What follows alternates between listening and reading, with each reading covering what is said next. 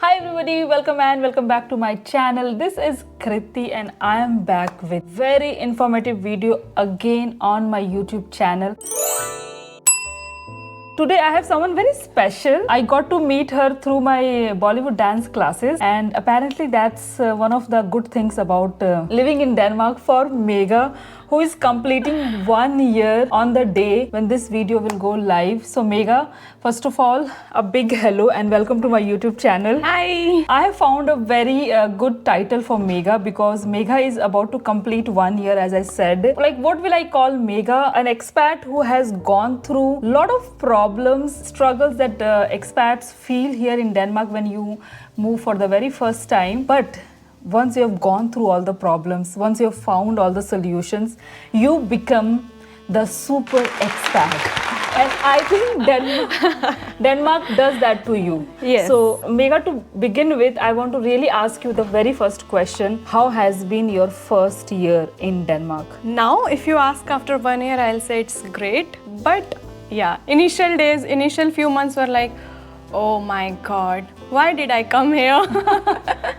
But I think it happens with everyone whenever you move to a new country. It's quite normal, and slowly you start learning things and things become pretty easy. After 1 year, I really feel that Denmark is a very good country to live, and especially Copenhagen. It's really beautiful and clean and very safe. So 1 year has been a roller coaster ride, but finally it's amazing to be here. Yeah, like without going to Tivoli, you have experienced that roller coaster here. But Megha, you are doing postdoc, like you are a postdoc researcher here at DTU. So tell us in the beginning a little bit about how it is to do postdoc in Denmark, and especially like would you recommend people to go for postdoc here in Denmark? Yes, I would definitely recommend people to come here and do postdoc, and not only DTU but other universities such as Copenhagen University is also, I think, very nice, and you can do research in not only like in wind energy, which Denmark is popular about, but also in many branches related to sciences. So it's a great place to be at and then get a good international exposure. Most of the good research groups have very good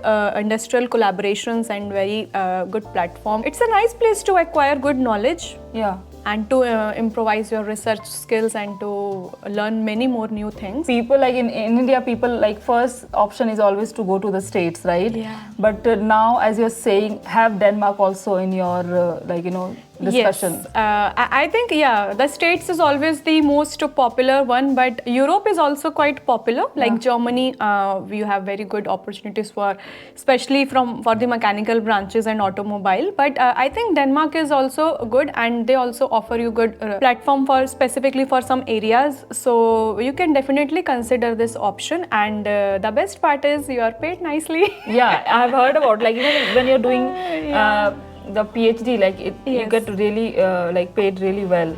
Yeah, if you compare with some person working in an IT company, it's not that good, or it doesn't look that fancy, but still you are doing PhD, you are taking a degree, and still you are earning good, and which is sufficient enough for your good lifestyle here and to roam around Europe and everything. So it's a pretty good salary for postdocs and for PhD both. So you are learning things, you are getting a degree, you are getting an education, and still you are earning money. So it's a nice experience. Postdoc is like working, right? Yeah. So how is the work culture? Do you like the work culture here? Yes, definitely, because research field is like you can never be at peace. It's always haunting you. Your results are not coming, your simulations are not working, you have to write article. But I think that's a part of research life which everyone knows, and that's how they choose it. In Denmark, work-life balance is there, and work culture is really amazing. So you have your weekends and you have your evenings. It's up to you how you're managing, but you do have a very good work-life balance. Yeah, because I've got 2 dance gigs through Megha at DTU, and I have gone there to teach dance at 4 o'clock. Yes. And after 5, like we have come back home. So there is work-life balance. And I think till 4 also, like many people leave around 3 p.m. because they have to pick their kids. So that is really nice. You can give a good family time. So Megha, now let's talk about 1 year you have completed. I have given you the new title, Super Expat. I want to go, talk about like the struggles, because there are a lot of newcomers who are coming to Denmark. Yes. So what, like maybe your biggest struggle, but then we can talk about few more struggles or the problems that as a newcomer you faced. What was that? The first problem that I faced and that I think most of the people face is accommodation. Accommodation is the major challenge. We can talk like for hours about it. Yeah. How all the things about it. But other than that, the challenge is that Indian mind converting INR, DKK to INR. Yeah. That's how you feel that problem when you just arrive and you start converting while buying the things. And language is not that much a barrier here because most of the people speak English, and when you go to grocery stores or some supermarkets, you just need a translator to figure out what to buy and not. That is also one learning and struggle that you face in the initial days. Yeah, like you're always using the Google Translator. Yes, even still I'm using it. Yeah, same for me, even after passing the exam. Yes, and when you go to train, when you travel through trains or buses, you have to like focus like what people are saying, otherwise just ask someone. So there one is language challenge is not that much, but still it troubles you a little bit when you just arrive. Other thing, the lack of human services. Yeah, that's a very good, like human services. Yeah, especially when you are coming directly from India, so you face that a big cultural shock that you need to do everything on your own. You have to fix something, you have to bring something. There are online delivery options, but they are not that good as they are in India. Yeah, like you are used to some certain things, and then you need to find out how things work here. You need to learn, give proper time, and you need to learn how things work here. And then still you cannot live that luxurious life that you live in India. When you move to a new apartment, there it's completely raw. And you don't even have a light there. Basic things. So when I moved to my apartment, it was like winter, and it was totally dark around like 3 or 4 p.m. and I didn't have any lamp or something. Then the first thing I need to do is to go to IKEA next day, so that I can have the basic stuffs at least. Other thing is coming to accommodation. Even we can say an advice to people who are coming here. There are many things that you need to know before coming here, and I think when you come, you get to have some welcome guide from either from your university or from the office people or somewhere. Yeah, like your HR or somebody someone will definitely share what are all the processes of having your CPR cards and every other stuffs. So the main thing is like you to have a bank account as soon as possible. And try approaching all the possible banks around you. After that, I think you can do everything, be it renting a house or anything, or buying basic stuff. So first thing is to have a bank account somehow as soon as possible. And another thing is don't come out of the airport without a Rise code card and without a mobile SIM. Like if you're new, right? Like if you don't know anybody, like if your friend is not coming to pick you up, then you really need and at the airport you can get the SIM card. Yes, you can get the anonymous Rise code card, and I think that's the best way to travel in whole Denmark, and the most cheapest way to travel in Denmark. Though it's not cheapest if you see in INR, but still it's the best way to travel. And transportation is amazing in Denmark. And another thing that people panic about most is to find a home. Like talking about the problems, about the homes, like finding, what would you say, like what were your problems, and then what are the advices for the newcomers? My problem was I started searching for accommodation when I got an offer letter from here, and I know, okay, I have to go there after 2 months or so. Then I started searching. I joined many Facebook groups. That's how people always start with.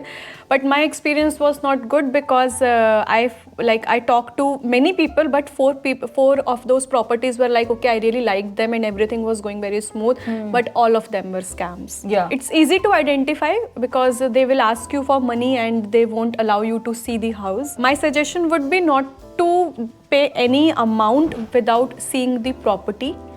Or if you have some known one here, just make them to visit that property sometime at least before finalizing it.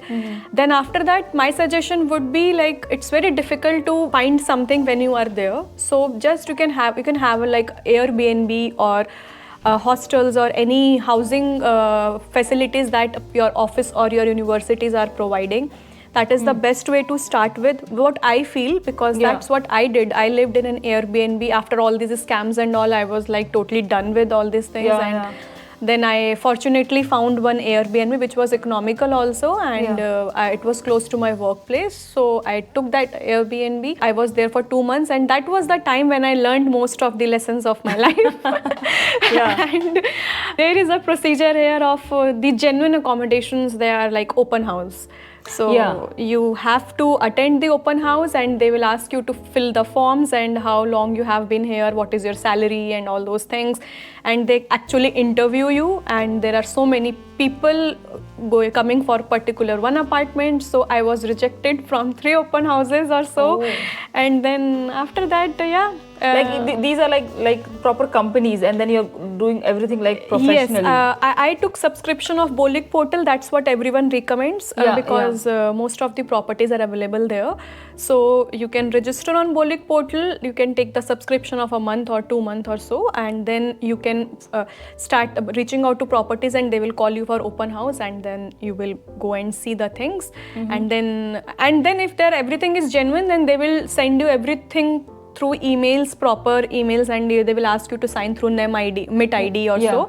So those are genuine properties. But other than that, if someone is doing on one-to-one, and even open houses through Bolik portals can be a scam. So we have to be careful. Like I faced one of such scam through Bolik portal as well. So like make sure that you know like which are like red flags, and that there can be scam. And then what I understand like from what you're sharing, that maybe like in the initial like 1 or 2 or 3 months have a time where you're with an Airbnb, or there are hostels or co-living, and then in that period it will be good to find like maybe a house, like an apartment or place. Even a sharing accommodation or apartment, anything, it will be easy for you to find, because there are few reasons. One thing is here there is a process of giving big security amount of 3 months or 5 months depending upon person to person. So you will get time to collect that money that you have to pay for the deposits at one go, because it's really difficult to convert money from Indian INR to Danish kronas and then give it as a deposit amount, or to lend some money from your friends. So just give some time for that, and you will get time to explore the places of Copenhagen or maybe near around, so that you know where it is good to live, which place is closer to your workplace, or if you want to be in city, or if you want to be little bit in outskirts. So you will get to know all these things, and so don't hurry or don't rush to like you can live in the Airbnb for like a month or 2, and then you see and you find out which places would be good for you. Or if you're coming with family, then you need to also think about the children, like if they're kids, where are the schools and everything. And also there is one more thing, like if you want to like apply for like anything, you need to have a CPR first, and for CPR you need to have a address. So that is also one of the concern that people faces if they are coming and living in just a hotel or a hostel, whether they will allow to register your CPR on that address or not. It's not that easy to follow. I am saying it like, okay, you come here and see the things, but it's not that easy because everyone faces this struggle. So that's also one of the challenge, that you have to find that address where you can register your CPR, because without registering CPR you cannot do anything. Like bank account, forget about MIT ID, anything. You cannot do without that. And here rules are very strict. Like if you have some friend who is living in an apartment, if you want to register a CPR on that address, so there are rules that in particular this size of apartment only 2 or 3 people can register, or 3 can register. So it's not that easy. So just do ask about the property owner that whether you are eligible to apply for CPR there or not. Megha, I can feel like within 1 year, like you have learned so much about the accommodation of Copenhagen. And as you say, like we can talk about hours and hours and find out so many like solutions and the problems that because I think this is the most common topics, the challenges in Denmark. The most common topic that is we do during our lunch discussions. Either what you're going to do this weekend, that is the most common topic. What's your plan for this weekend, or what are all your struggles in Denmark. But people are really nice here, and they really help All what you need is to reach out to people, talk to people, and try to seek help from them. And once you are settled, try to help them as Yeah, well. like how Megha is helping, right? Like, so thank you so much, Megha, like, like agreeing to do the interview, because I'm getting questions, and I think this is the first time I have covered accommodation in detail. That yes, there are scams, but then like, go to like have the subscription of Boli portal. You can join many Facebook groups, but be cautious while just go visit that place and check how it looks like and whether everything is genuine or not. And do read the contracts and terms and conditions properly, because laws are quite strict here and legal aspects are quite strict here. So like even for the deposit, you have to make sure that you have maintained the apartment really well, because then the owner can find a way to. And your deposits are not coming back. So that is also one struggle, like when you move to your new apartment, be it is a very small one, but still you are always scared, like if I damage this, they will cut my money. If I damage this, they will deduct the money. So that is also one fear all the time. But I think after few months, when things get settled, everyone get used to this lifestyle and things become pretty easy. Now you are used to of this lifestyle, I would say. And as you're saying, like, like seek help. Yes. So like whether you're coming from India or any parts of the world to Denmark, there are every country has this groups, and every country has the same problems. Not only Denmark. Whenever you move to any new country where human services are not that much, so you face this problem, and initially the biggest shock you will feel is the expenses of this country, and when you see the rent. So Denmark is like quite expensive country, but I think. Here labor laws are quite strict and you get paid also accordingly. Like to maintain that standard of living. But you will get used to that after some time. You don't get that immediately. But it takes time to get tuned into it. No, I agree, because now I feel like I have to maintain a level of standard of living, But Megha, thank you so much.